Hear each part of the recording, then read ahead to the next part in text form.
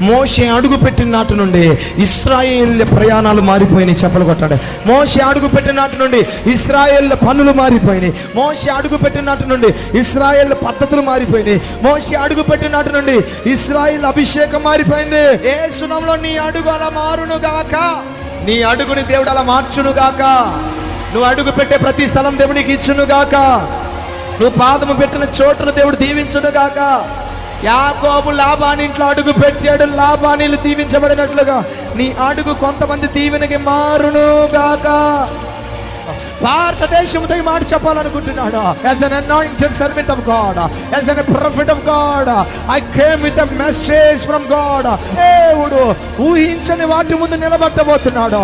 ఊహించని నీ ముందుకు తీసుకొని రాబోతున్నాడు. The unexpected door for the Andhra and Telangana is opening right now.